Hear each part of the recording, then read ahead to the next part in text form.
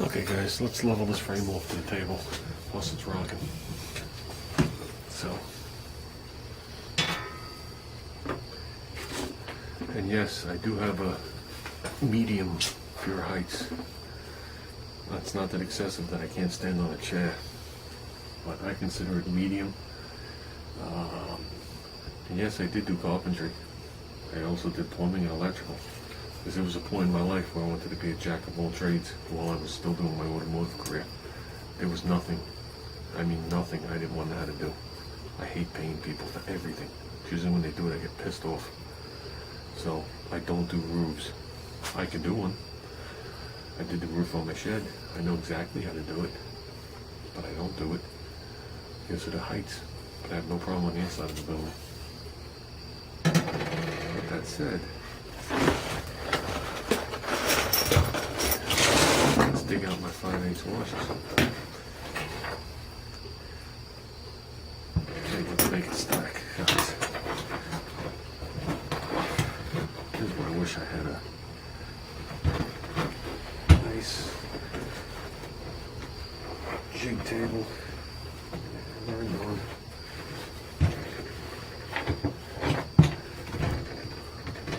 Makes life so easy.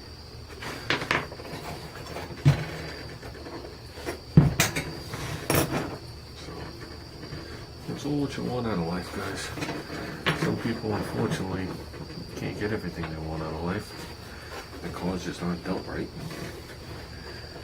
Things happen. But I've been fortunate. Not so much financially. I mean, I'm not living in the street, but I've been fortunate with good friends that have helped me along. And it seems like most of my friends are blue-collar workers. It seems like that's what I get along the best with, especially ones with intelligence. I don't like kiss asses. My theory always is that kiss ass is just a manager in training. I actually hate kiss asses.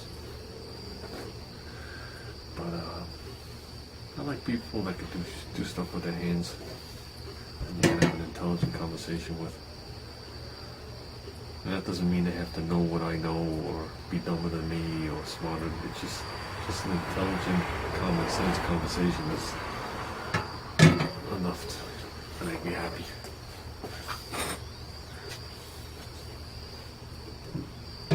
What do we got there, guys? I'm actually just looking for left and right.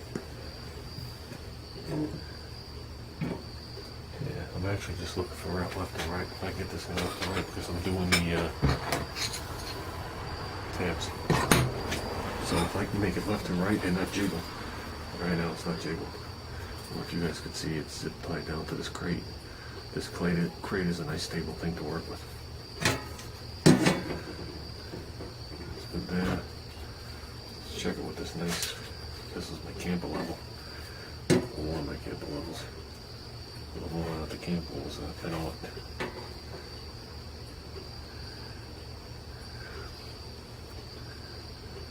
I remember I used to use that level in the beginning until I bought my 4-foot Empire. Everything, every stud you put in the house is level with that thing.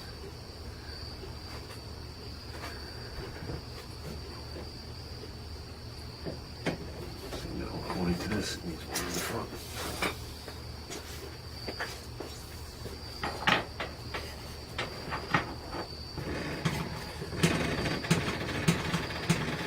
So you gotta watch out. Let's see what we got.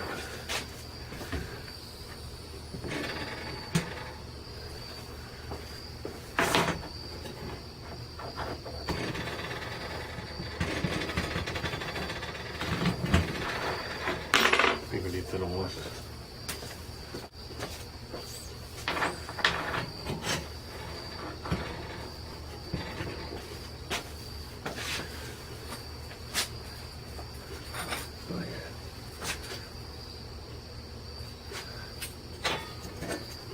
Set up, but this frame itself isn't square. I've been through this already. I already checked this frame. This frame wasn't jigged that nicely. Close.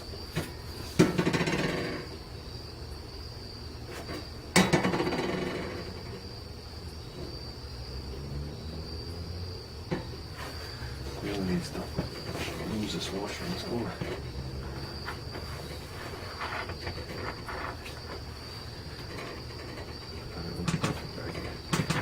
So these is right here.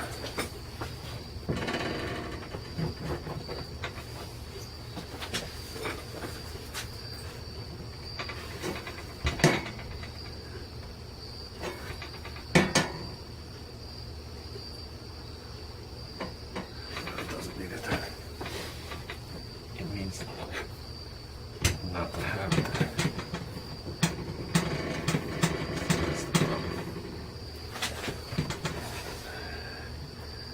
That's perfect right there.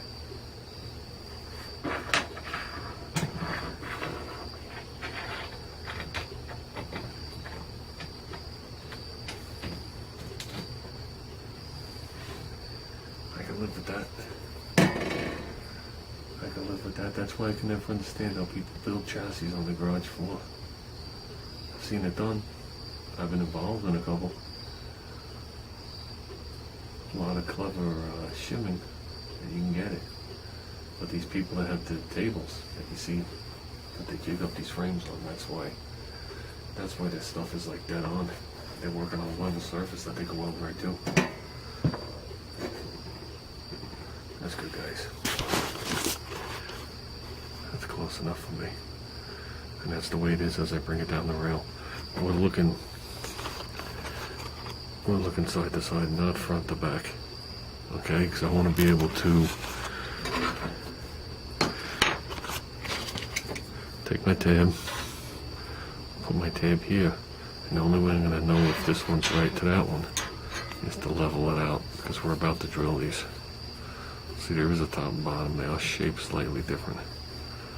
So, and like I said, I never published a video. These things are not going to sit like this, guys. Because of the frame, these are going to sit like this. It's the only way you're going to parallel them.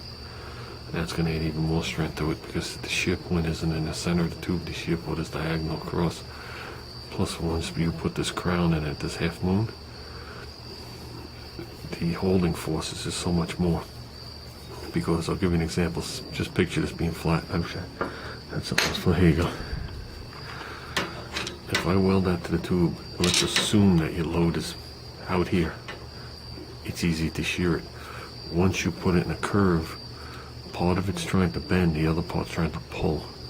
So you're forcing the weld from here to here to here in 3 different directions. This one's actually trying to bend, and this one right here is actually trying to push. That's why it gets so strong when you put it in an arc.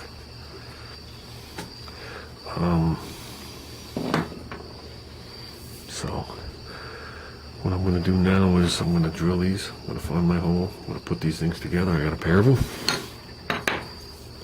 I sat there. I made them today, and then I did the final tuning. I know you guys can't tell, but I did the final tuning with these things clamped together. So, and I got some 5/8 stainless steel threaded rod. I can't find the bolt long enough to make this axle. So I know that stainless steel is strong. A lot stronger than regular threaded rod. A lot more money too. So we're going to do that. And eventually it's going to be Loctite cap nuts on the end. But that's besides the point. Probably with a jam nut. I'm going to put a very thin jam nut and then a cap nut on it.